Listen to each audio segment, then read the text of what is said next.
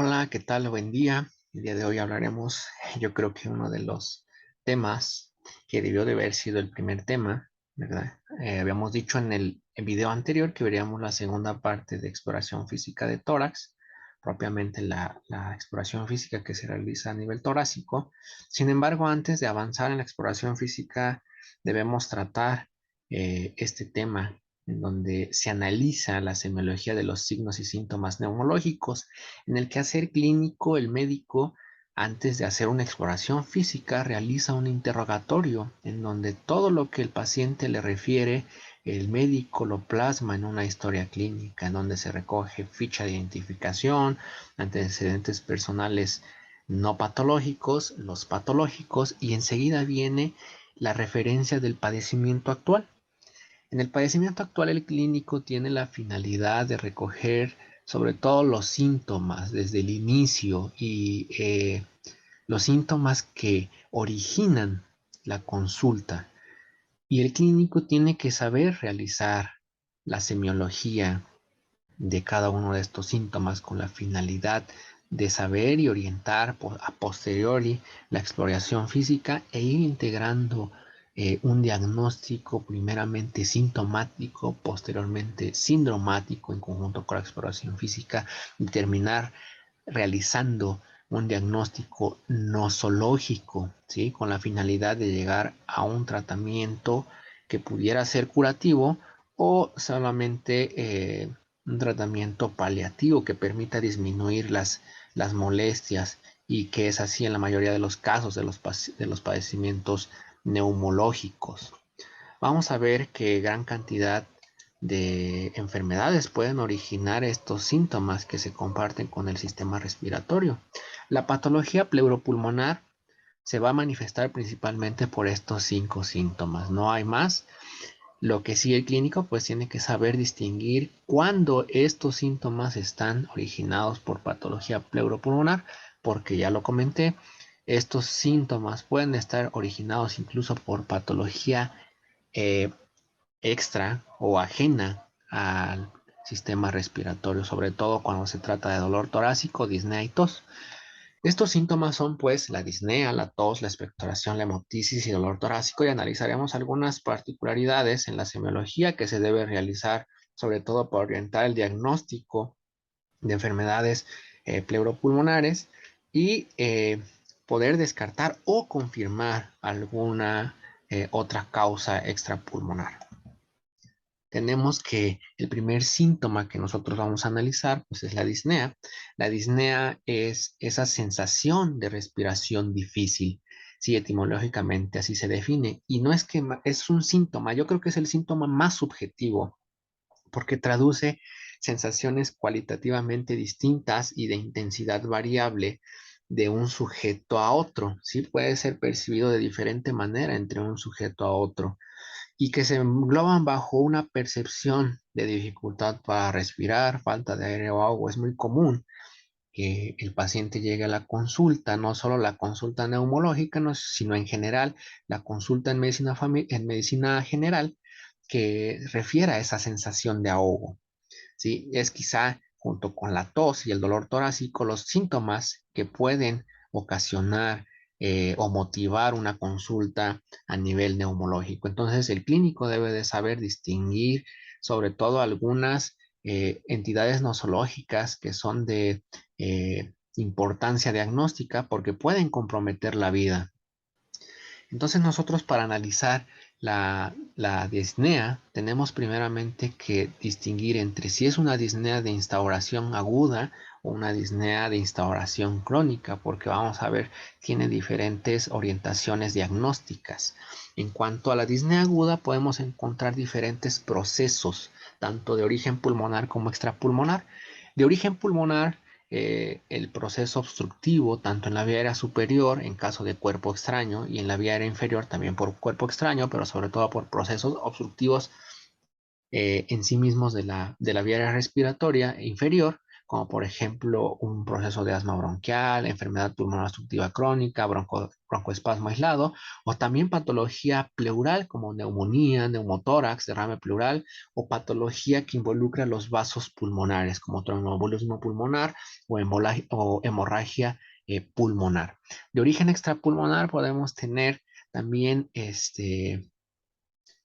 causas de disnea aguda, como por ejemplo edema pulmonar cardiogénico y no cardiogénico, patologías psiquiátricas, como por ejemplo una crisis de ansiedad, o alteraciones metabólicas, como la acidosis metabólica. El típico ejemplo sería las descompensaciones agudas en el paciente diabético, como la cetoacidosis diabética.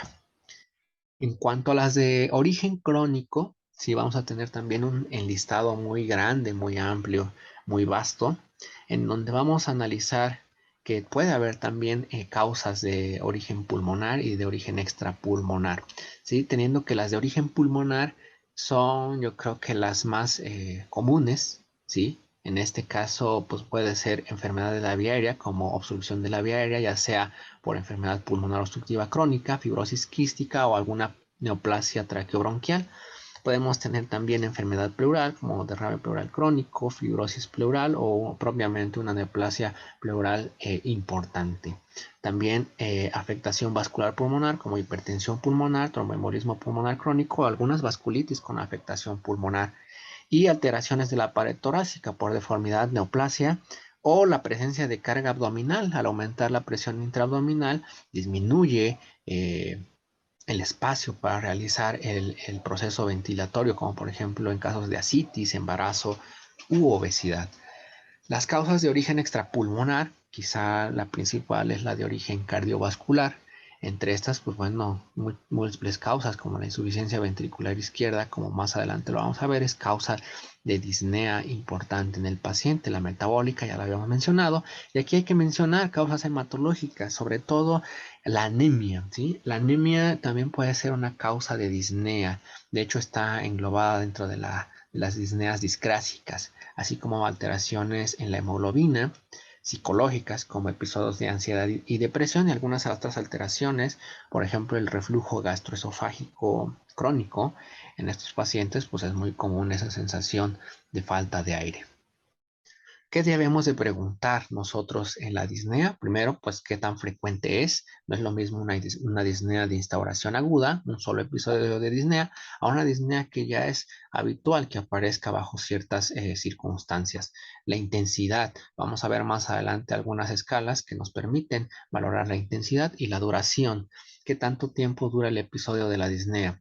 Si hay algunas modificaciones con la posición corporal, como más adelante en esta misma diapositiva lo vamos a comentar, y factores que lo precipitan, como por ejemplo esfuerzo. En el caso del esfuerzo, pues podríamos pensar la afectación tanto del parénquima pulmonar como la afectación cardíaca, sobre todo a nivel de ventrículo izquierdo, tabaco, por ejemplo, en los pacientes con una enfermedad obstructiva crónica. Eh, el polen o el ejercicio nos puede orientar sobre todo a procesos bronquiales obstructivos o broncoconstricción de forma aguda, por ejemplo, en los pacientes con asma. Factores que lo alivian, también hay que indagar sobre esa situación, porque si el paciente la disnea le disminuye completamente con los inhaladores, pudiéramos pensar en alguna patología obstructiva crónica pulmonar. O el reposo meramente pudiéramos pensar ya sea en un proceso intersticial per se o el proceso cardiológico. Hay que ver también qué situaciones hacen que comience a aparecer la disnea o en qué momento del día aparece esta disnea, ¿sí? Muy clásico que los episodios de exacerbación tanto de asma como EPOC sucedan en la tarde-noche, ¿sí? Esto por un mecanismo vasovagal con un ciclo circadiano por parte del vago que puede provocar procesos obstructivos o aparece durante el día, durante las mañanas. Síntomas asociados también. En esta parte los síntomas asociados también juegan un papel muy importante, ¿verdad? Porque eh, una disnea que se acompaña meramente con síntomas de origen respiratorio o pulmonar nos puede orientar a un proceso pulmonar por sí mismo. Sin embargo, si se haya acompañado con otros síntomas o incluso con otros signos, como por ejemplo ortopnea, edema de miembros pélvicos, pues nos haría pensar en una apnea de origen cardiológico. Y hay que investigar también bajo qué posiciones. Ya lo habíamos comentado anteriormente, que la posición corporal es muy útil investigar en qué posición se presenta la disnea. La ortopnea no es más que la presencia de la disnea en decúbito. El mecanismo fundamental de la disnea cardíaca, pues bueno, es la congestión pulmonar originada por el desfallecimiento cardíaco. A medida que la congestión pulmonar progresa, se incrementa la disnea, haciéndose tanto más intensa cuanto mayor superficie pulmonar se ve invadida, lo cual explica la disnea progresiva pues antes descrita a nivel de ortopnea. La disnea paroxística nocturna también puede ser de origen cardiológico, ¿verdad? Es el paciente que se encuentra acostado, se encuentra durmiendo y de repente siente esa sensación de ahogo tanto que tiene que ponerse en sedestación para recuperar esa falta de aire. También es muy común en estos pacientes con desfallecimiento del ventrículo del lado izquierdo, ¿sí? Pero también puede ser común en aquellos pacientes con un proceso obstructivo respiratorio durante el dormir como apnea del sueño. La trepopnea, ese también es una variante de la disnea y esa, bueno, se produce en decúbito lateral y es característica del derrame pleural total y de algunas cardiopatías. La platipnea, esta se va a definir como la disnea que aparece en posición erecta y es característica de las enfermedades hepáticas avanzadas, así como también de la insuficiencia de la musculatura de la pared abdominal. ¿Sí? En el síndrome hepatopulmonar, sobre todo cuando ya se encuentran muy comprometidas las presiones este, a nivel venoso, ¿sí? De la vena cava inferior, que es la que le drena el drenaje venoso de las extremidades inferiores, incluyendo pues, el hígado, se encuentra comprometido de forma importante en el síndrome hepatopulmonar.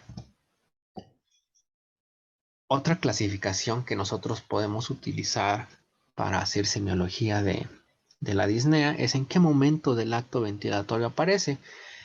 Si aparece durante la inspiración, podemos decir que pudieran ser procesos obstructivos, sobre todo a nivel de la vía aérea superior, laringe, tráquea, en donde vamos a ver cualquier proceso obstructivo, ya sea iatrogénico, ya sea intencionado o por algún crecimiento endoluminal de esta vía respiratoria. Y expiratorio, vamos a ver que en este caso hay una expiración más prolongada. El paciente tiene que durar más tiempo expirando. Sabemos que en el ciclo ventilatorio la inspiración dura 2/3, a diferencia de la expiración que dura solo 1/3. ¿Sí? Entonces, en estos pacientes, los procesos obstructivos, sobre todo de asma, EPOC, pueden ser la causa de que el paciente tenga esa disnea o esa sensación de falta de aire durante la expiración, la sensación de sacar por más tiempo el aire que ha inspirado. Y la mixta, en donde se comparten las dos, la disnea puede estar presente en los dos momentos de la ventilación. También la instauración, ya la habíamos comentado, sí tiene una importancia porque las disneas paroxísticas, las principales, pueden ser exacerbaciones de asma, un ataque de asma, ¿sí? Edema agudo de pulmón, que es de instauración rápida y que puede ser solo un episodio, neumotórax espontáneo, la presencia de tromboembolia pulmonar con infarto pulmonar y la presencia de una atelectasia, sobre todo si la atelectasia es masiva y de instauración rápida con el proceso de obstrucción este, de un bronquio principal, pues bueno, puede presentarse la atelectasia masiva. Y la disnea crónica vamos a tener diversas causas, principalmente la cardiológica, las de enfermedades respiratorias y las discrásicas, como vamos a ver más adelante. Entonces, esta clasificación de disnea crónica, vamos a tener que la disnea cardíaca, ya hemos estado comentando algunas características que puede presentar el paciente con alguna patología cardíaca. La disnea cardíaca se caracteriza principalmente por eso. Es una disnea que aparece sobre todo ante el esfuerzo, va de esfuerzos de grandes esfuerzos a pequeños esfuerzos, siempre y cuando se haya más comprometido el ventrículo del lado izquierdo.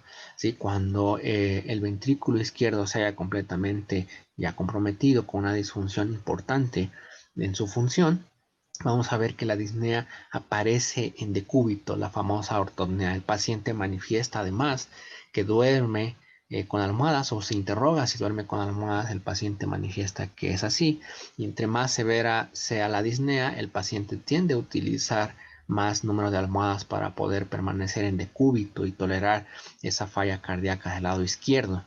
En algunas ocasiones, cuando la patología cardíaca ya es de importancia, el paciente tiene que mantenerse sentado para dormir o para descansar durante las noches, ¿sí? Otra de las características de la disnea cardíaca, bueno, pues es la presencia de edema en miembros pélvicos. Esto también tiene relación conforme se halle o se vaya comprometiendo el ventrículo izquierdo.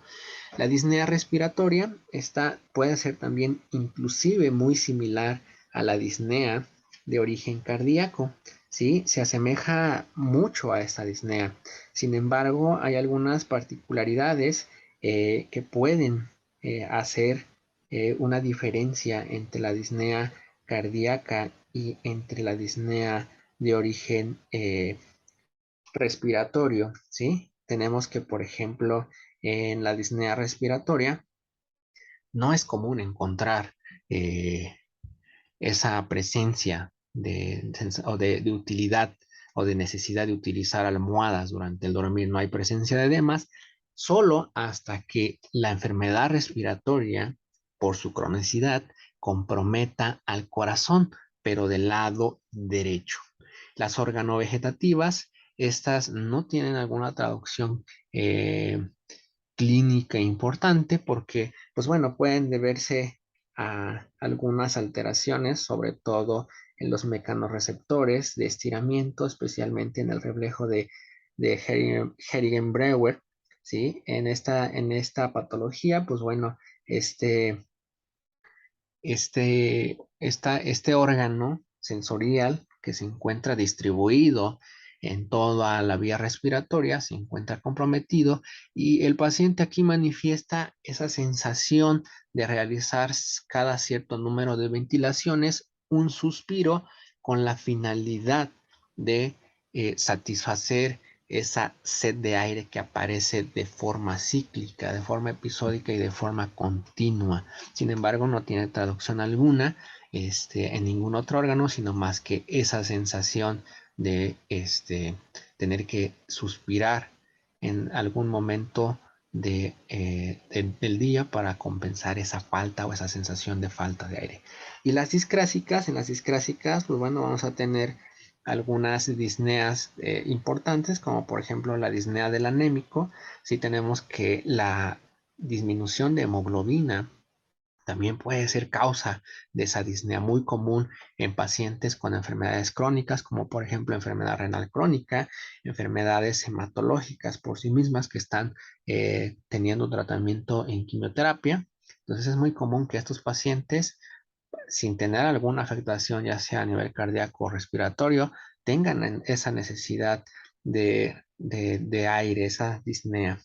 Las otras disneas discrásicas pueden ser las disneas de Cheyne-Stokes, ¿sí? Que se encuentran también presentes y que tienen un patrón muy típico en la respiración, ¿sí? Es un patrón en crescendo decreciendo con la presencia de una apnea, y se encuentran sobre todo comprometidos o presentes en pacientes con problemas cardiológicos principalmente, ¿sí? Así como también intoxicados en los pacientes urémicos, intoxicados por barbitúricos, pero principalmente en insuficiencia cardíaca puede también estar presente en pacientes con tumores craneanos, ¿sí? El otro tipo de respiración es la respiración de Biot, ¿sí? La respiración de Biot pues también es muy característica y consiste en una serie de respiraciones poco profundas, separadas por periodos de apnea, y que se presenta de preferencia en los procesos hipertensivos intracraneanos,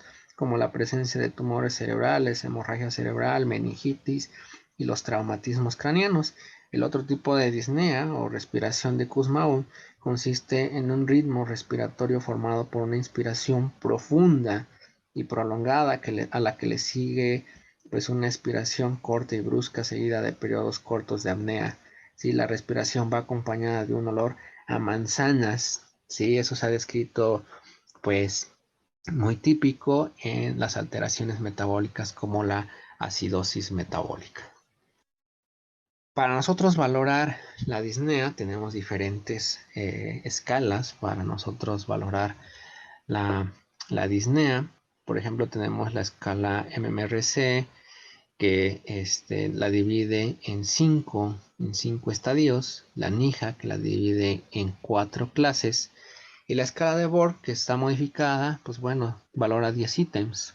Quizá las más utilizadas por su comodidad para la aplicación clínica de estas, pues es la MMRC y la NIJA. La NIJA propiamente para disnea de origen cardiológico. Puede ser utilizada también para procesos respiratorios, sin embargo está descrita para síntomas que están originados por problemas cardiológicos. Entonces nosotros al valorar la escala de MMRC vamos a ver que una disnea MMRC1 es esa sensación de falta de aire al correr en un llano o subir a cuestas. Un grado 2 anda más despacio que las personas de su misma edad en un llano y presiente o tiene esa sensación de aire y tiene que parar para respirar cuando anda a su propio paso durante esa llanura.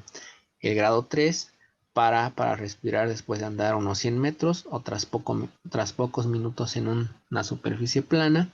Y el 4 es la falta de aire que le impide salir de casa o incluso es una disnea que se presenta con actividades de esfuerzo pequeño o de pequeño esfuerzo como el vestirse o desnudarse o realizar una actividad muy simple como por ejemplo peinarse, amarrarse los zapatos, lavarse los dientes. Es un compromiso ya importante. El otro síntoma que se debe de averiguar pues es la tos. Este se define como un acto reflejo defensivo que tiene por objeto expulsar las secreciones o cuerpos extraños contenidos en las vías respiratorias. Tenemos un mecanismo físico, ¿verdad? Mecánico que origina la tos. Consiste en una inspiración profunda para posteriormente un cierre de la glotis. Esto provoca un aumento de la presión intratorácica. Posteriormente, este aumento de la presión intratorácica permite o promueve la apertura brusca de la glotis con contracción de los músculos respiratorios, lo que provoca una corriente de aire que al pasar por la glotis produce un ruido de golpe que se conoce como la tos. Esto es meramente una descripción somera muy burda del proceso mecánico de la tos. La tos quizá es uno de los síntomas más difíciles de tratar porque no solo se hayan involucrados procesos físicos, sino también químicos y una gran cantidad de moléculas que pueden irritar los receptores periféricos de la tos. Y pues bueno, existe también una gran cantidad de entidades nosológicas que pueden provocar el mecanismo de la tos. La tos como un acto reflejo defensivo no se mitiga cuando es de origen agudo, pero cuando es crónico debe de investigarse y si hay una causa debe de tratarse para mitigar o disminuir la tos. ¿Sí? ¿Qué hay que preguntar nosotros en la tos? Bueno, hay que preguntar primeramente si se trata de una tos seca o se trata de una tos húmeda. ¿Sí? Si el paciente presenta tosiduras aisladas o presenta incluso episodios que se denominan accesos, episodios importantes de tos. Y si alguna postura promueve esa tos. Hay algunos pacientes que al producir secreciones, al tratarse de una tos húmeda, las secreciones se movilizan bajo ciertas posturas y lo que provoca es la estimulación de esos receptores periféricos de la tos que casi en su mayoría se encuentran a nivel de las carinas, carina principal y secundarias, y al estimularse por la presencia de esta expectoración, esas carinas provocan la tos muy común, por ejemplo, en los pacientes con bronquiectasias, que de por sí producen una gran cantidad de expectoración, que ante las ciertas posturas puedan tener acceso de tos. Hay que definir si es una tos emetizante, lo que eso nos traduce que se pudieran estar provocando múltiples secreciones, ¿sí? Que al estimular esos receptores periféricos de la tos a nivel traqueobronquial, provocan un acceso de tos tan importante que incluso pueden estimular al centro del vómito. Recordar que tanto el centro de la tos como el centro del vómito se encuentran en el piso del cuarto ventrículo, en el bulbo raquídeo, muy cerca, por lo que la estimulación del centro de la tos, al ser de forma muy importante, puede provocar una tos emetizante. También el timbre que tiene esa tos, anecdóticamente y afortunadamente, la tos con timbre en quequeruchoide, esa tos, pues afortunadamente, ya no es tan común encontrarla en los nosocomios debido a la disminución de la difteria gracias a la vacunación en México. Entonces, ¿qué debemos de preguntar? ¿O qué debemos preguntarnos al nosotros estar analizando la tos? ¿Se trata de una tos seca o es húmeda? ¿Sí? ¿La tos viene por tosiduras aisladas o es una tos en accesos? ¿La tos es de actitud? Y si es así, ¿qué posición la origina? ¿Sí? ¿Es una tos emetizante o no emetizante? ¿Cuál es el timbre de la tos? Y de acuerdo a la evolución, si esta es una evolución aguda o crónica, aguda de acuerdo al número de semanas, se puede considerar aguda menos de 3 semanas y crónica a partir de estas tres semanas. ¿Sí? El otro síntoma que nosotros que tenemos que analizar es la expectoración. Esta expectoración va en conjunto casi la mayoría de las ocasiones con tos, ¿sí? Porque es el mecanismo que permite la expulsión de la tos. Entonces se vuelve un signo cuando nosotros evidenciamos la presencia de esa expectoración y se define como el acto de arrojar por la boca secreciones que se depositan en laringe, tráquea y bronquios, y es el producto obtenido, se llama esputo, ¿sí? Y tiene un valor clínico diagnóstico, claro que sí, porque su presencia supone que existe un proceso anómalo a nivel broncopulmonar. Las características que nosotros debemos de valorar es el color, el olor, la cantidad y la consistencia. En cuanto al color, pues bueno, se han descrito de forma anecdótica diferentes colores para ciertos padecimientos. La verdad es que la mayoría de los procesos infecciosos no tienen como tal una característica, suelen manifestarse con expectoración amarilla o verdosa. Sin embargo, cuando encontramos una expectoración amarilla verdosa, hay que pensar en un proceso purulento, un proceso infeccioso. Si tiene características herrumbrosas, hay que pensar en la neumonía lobar, sobre todo si además tiene una característica adherente y pegajosa. La característica o el color asalmonelado de la expectoración se ha descrito típicamente en el edema agudo de pulmón y sobre todo cuando se encuentra espumoso y pegajoso. Esta característica de ser espumoso y pegajoso de la expectoración en el edema agudo pulmonar le confiere la presencia de albúmina en esa expectoración, ¿sí? Recordemos que en el edema agudo de pulmón es una extravasación de líquido que se encuentra dentro de los vasos, ¿sí? Sobre todo por un aumento en la permeabilidad vascular que permite la salida del líquido de albúmina, así como también de algunos eritrocitos que le dan esa característica asalmonelada al edema agudo pulmonar. La característica de ser pegajosa es gracias a la presencia de albúmina en el alveolo que al batirse, ¿sí? Al hacerse una especie de batido con cada proceso de la tos, la expectoración va tomando una consistencia pegajosa, ¿sí? Como si hiciéramos un batido para un pastel. Más o menos así lo podemos asemejar. Cuando es achocolatada, está también muy típica y afortunadamente ya anecdótica en la mayoría de los casos, se era de origen o se sospechaba o era orientativa para un absceso hepatopulmonar amibiano. ¿Sí? Gracias a las mejorías en las condiciones de salud pública, es difícil ya encontrar algún absceso hepatopulmonar amibiano que se presente con la presencia de una expectoración achocolatada. Sí, esta apariencia de expectoración achocolatada se debe a la lisis del parénquima pulmonar por este microorganismo. El rojo rutilante o en aspecto de grosella está definido, está descrito en aquellos procesos con afección de bloques importantes de parénquima pulmonar, sobre todo en Klebsiella. Sí, la Klebsiella se ha descrito de forma anecdótica y típica con una expectoración en forma de grosella. Y cuando hay presencia de gránulos de color amarillo, hay que pensar en una infección por algún actinomiceto. El olor, sí, el olor obviamente el paciente no lo refiere y cuando es desagradable hay que pensar en que hay un proceso de fermentación, algún bicho que nos está provocando la presencia de fermentación, ¿sí? Puede ser aeróbica en el caso de que huela a yeso mojado o frutas en fermentación y puede ser una característica muy típica que se puede encontrar en procesos de bronquiectasias. Cuando el olor huele a putrefacción hay que pensar en un proceso anaeróbico y cuando hay ese olor y ese sabor a manteca rancia, el doctor Fernando Rebora nos hace la sugerencia de pensar en teratomas infectados y comunicados a bronquiolos. ¿Sí? La cantidad también es importante, ¿sí? Porque si es escasa a moderada, es decir, de 50 a 100 cc, puede ser una expectoración de un proceso de instauración aguda. Sin embargo, si es abundante, guiándose, hay que pensar en que el proceso puede ser crónico, puede haber una afectación amplia en el parénquima pulmonar, ¿sí? Y cuando esto se manifiesta en litros, hay que pensar en algún proceso que está provocando supuración pulmonar, como por ejemplo empiemas abiertos a bronquio o bronquiectasias infectadas, sobre todo en pacientes con fibrosis quística y un gran compromiso del parénquima pulmonar.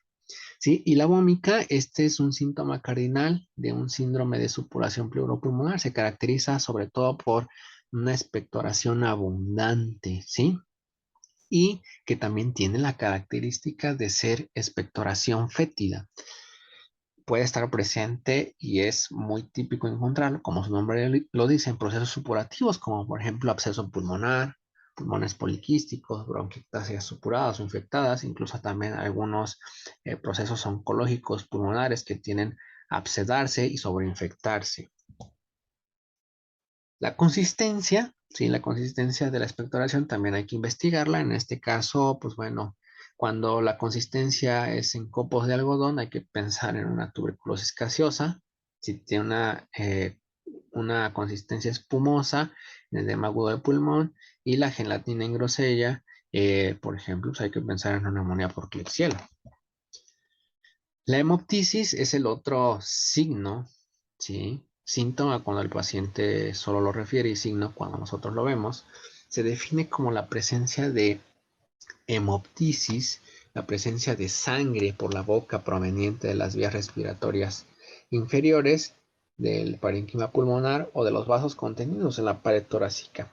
Hay que distinguir dos cosas. Primero, una hemoptisis franca y verdadera y del esputo hemoptoico. Dos signos principales van a acompañar a la hemoptisis y son la hemorragia, que va a estar precedida por carraspeo y tos, y la expectoración va a ser clara, rutilante y con burbujas de aire, ¿sí? Entonces, esas son las características principales que vamos a tener en la hemoptisis. Hay que hacer un diagnóstico diferencial, ¿sí? Hay falsas hemoptisis, por lo que siempre se debe de hacer una exploración y un interrogatorio importante, ¿sí? La epistaxis. En la epistaxis, sobre todo las de origen posterior, hay que indagar o buscar el vestigio de una epistaxis. El paciente casi siempre va a referir la descarga retronasal y esa sensación o sabor a hierro, ¿sí? En la estomatorragia es también muy frecuente que al despertarse el paciente arroja la expectoración, las primeras expectoraciones del día y encuentra un esputo, ¿sí? Con trazas sanguíneas. Y el paciente, pues bueno, se preocupa, acude al médico refiriendo que está arrojando flema con sangre. Nosotros al explorar la mucosa oral vamos a encontrar procesos de gingivitis, ¿sí? Una mala calidad de higiene bucal. Y nosotros al pedirle al paciente que realice la succión a nivel de la cavidad oral, vamos a documentar o incluso podemos encontrar el sitio de sangrado. La hematemesis es quizá uno de las falsas hemoptisis que nosotros debemos de realizar un diagnóstico diferencial. La hematemesis no es más que el vómito con sangre, ¿sí? Sangre que se vomita, no que se tose, ¿sí? La sangre que viene, que es de origen de la hematemesis, vamos a tener que la hematemesis tiene como tal los precedentes de un proceso gastroesofágico, ¿sí? O hepático. Y es común que en este proceso, en este episodio de hematemesis, haya la presencia o le preceda a la hematemesis la sensación de náusea y posteriormente la sensación o un episodio de vómito. La sangre que se vomita es sangre coagulada, ¿sí? Sangre digerida, por lo que la sangre no va a ser roja, fresca, ni rutilante, ni espumosa, sino que va a tener la característica de ser una sangre pues, digerida, una sangre negra, material gástrico, ¿sí? De color negruzco, porque es una sangre coagulada. ¿Qué hay que pensar nosotros cuando estamos ante una hemoptisis verdadera? Pensar nosotros en tuberculosis pulmonar, sobre todo es la primera opción diagnóstica en nuestro medio, hay que pensar en tuberculosis pulmonar, es casi un signo típico de la tuberculosis pulmonar en México, la hemoptisis. Hay que pensar también en procesos como bronquiectasias y otro diagnóstico también muy importante en nuestro medio, hay que pensar en cáncer pulmonar. De ahí para allá puede estar ocasionado por otros entidades nosológicas como presencia de abscesos, neumonías o incluso infartos pulmonares, sobre todo cuando hay un infarto pulmonar importante que involucra más de dos segmentos. ¿Sí? Hay una clasificación de Liner, ¿sí? Que clasifica la hemoptisis de acuerdo a la cantidad en litros, en mililitros que aparecen en cada episodio. Tenemos que un esputo hemoptoico puede definirse como la presencia de menos 15 mililitros día de sangre, hemoptisis franca de 15 mililitros hasta 200 mililitros por día, hemoptisis mayor de 200 mililitros a 600 mililitros día y hemoptisis masiva mayor de 600 mililitros a 16 horas. Y las hemoptisis exsanguinantes pueden definirse como aquellos que tienen más de 1000 mililitros día o aquellos episodios de hemoptisis que conllevan una cantidad de 150 mililitros hora. También puede o la clasificación del INER de acuerdo a el tiempo de instauración y de esta si se encuentra activa o no activa. La hemoptisis activa es hasta 48 horas después de que llega el paciente, ¿sí? A nuestra consulta. Es decir, puede tener hasta 48 horas de haber presentado el episodio de hemoptisis y considerarse como activa o hemoptisis inactiva que no se presenta por el momento. La hemoptisis reciente es aquella que se presenta por más de 48 horas y menos de 7 días, y la no reciente en la que se presenta después de haber pasado más de 7 días. Es decir, después de una semana de no haber tenido un episodio de hemoptisis, ya se considera como hemoptisis no reciente. El último síntoma, perdón, que hay que analizar en la patología pleuropulmonar es el dolor torácico. Sí, el dolor torácico puede ser originado por muchas estructuras. Es quizá también uno de los síntomas más inespecíficos porque puede deberse a la afección de esta gran cantidad de estructuras que encontramos en el tórax. Puede ser incluso dolor por afección de piel, tejido subcutáneo, músculos torácicos, cartílagos o huesos, nervios intercostales. Las causas de dolor torácico que conllevan mayor importancia por su diagnóstico y porque pueden comprometer la vida son las de origen pleural, pericardio y mediastino. Por lo que el dolor torácico puede tener diferentes orígenes. El dolor de origen pleural, recordemos que la pleura parietal es la única que percibe o que tiene percepción del dolor, ¿sí? Esto gracias a la inervación que recibe por algunas colaterales de los nervios intercostales que emiten a través de todo el trayecto por debajo de la costilla.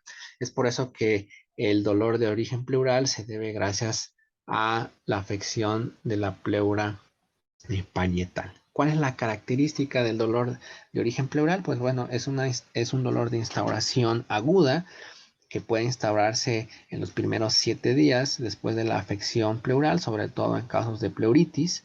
De hecho, el derrame pleural, pues bueno, se divide en 4 etapas. La primera etapa es la pleuritis seca, en donde hay un proceso inflamatorio localizado en la pleura y esto irrita la pleura y provoca el dolor. La característica del dolor pleural es que aumenta durante la inspiración y puede ser entirante, es decir, se puede irradiar hacia el omóplato, hacia la clavícula ipsilateral del lado afectado, ¿sí?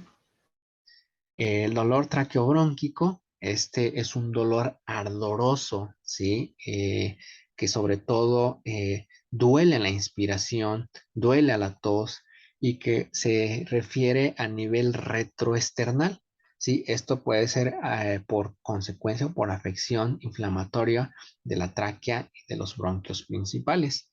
Y el dolor precordial es uno de los dolores con mayor importancia porque conllevan un diagnóstico y un tratamiento que debe de ser oportuno porque puede comprometer la vida. Ya tenemos el dolor anginoso o el típico anginoso que refiere que al estar haciendo una actividad comienza con dolor retroesternal de tipo opresivo, ¿sí? Con sensación de muerte inminente que impide la inspiración, sobre todo. Y este dolor puede irradiarse ya sea a el hombro del lado izquierdo, el hombro del lado derecho, y puede acompañarse de algunos síntomas vegetativos como sudoración, relajación de esfínteres, vómito. Aquí hay que tener en cuenta y siempre que el dolor precordial típico anginoso puede presentarse no solo de forma típica, sino que hay que tener en cuenta también los equivalentes anginosos como el dolor en epigastrio, ¿sí? El adormecimiento, ¿sí? O la parestesia de la mandíbula del lado izquierdo, el dolor de hombro o incluso el dolor, el entumecimiento, las parestesias de el dedo anular y el dedo meñique del lado izquierdo. Estos pueden considerarse como equivalentes anginosos, sobre todo en los pacientes diabéticos. Recordemos que los pacientes con diabetes tienen neuropatía, ¿sí? Neuropatía periférica, que puede ocasionar que el dolor no se manifieste de forma típica en un episodio anginoso, por lo que estos equivalentes anginosos deben de tomarse con cautela, deben dársele la importancia que merecen porque puede conllevar un riesgo vital para el paciente. Y los dolores que pudieran tener menor importancia, ¿sí? Sobre todo para patología pulmonar, pues puede ser el dolor muscular. El dolor muscular es típico de un paciente que puede tener alteraciones en la caja torácica, enfermedades neuromusculares, o pacientes que tienen posturas viciosas. El paciente comúnmente refiere, me duele el pulmón. El pulmón no duele, ya lo vimos, ¿verdad? Porque lo único que duele es cuando hay una afección de la pleura parietal, o incluso en algunos procesos infecciosos con involucro de esta pleura, puede doler. Si no hay como tal un vestigio de un dolor eh, de una afección pleuropulmonar, pues bueno, puede tratarse de un dolor de tipo muscular. El paciente va a referir que después de tomar algún analgésico, incluso al optar por el reposo, ya sea en una cama, en un sillón, el dolor desaparece. El dolor de origen nervioso, ese, bueno, típicamente se ha descrito que el dolor puede tener o puede ser de origen ardoroso, quemante, ¿sí? En forma de parestesias, hormigueante, y suele seguir el trayecto del nervio, en el caso del tórax, del nervio intercostal, y puede ser originado ya sea por un proceso quirúrgico a nivel de la parrilla costal, ¿sí? Como por ejemplo la colocación en una zona endoplural. Es muy frecuente que los pacientes queden como secuela un dolor crónico a nivel costal, o puede ser también originado por afecciones infecciosas, como por ejemplo la presencia de herpes zóster. Y el dolor de origen esofágico, ese es un dolor que se refiere a nivel retroesternal y sobre todo está instaurado posterior a la ingestión de alimentos, ¿sí? Casi siempre, o el dolor de origen esofágico va siendo más importante de acuerdo al proceso que lo origine. Puede incluso ser episódico, como por ejemplo en el espasmo esofágico, o puede ser ya crónico, como por ejemplo en la calasia o en algunas obstrucciones o disminución de la luz esofágica. Y tiende a ser un dolor que va evolucionando de acuerdo al grado de obstrucción, con intolerancia primeramente a sólidos y terminando siendo con la intolerancia a líquidos. Incluso los líquidos en un proceso obstructivo importante pueden ser ya origen de dolor esofágico. Y pues bueno, esa es la última diapositiva. Así terminamos el análisis semiológico de los síntomas con los que se puede manifestar la patología pleuropulmonar. La siguiente entrega nos veremos ya ahora sí con la exploración física de tórax, la segunda parte. Y pues nada más, espero les sea de utilidad esta presentación.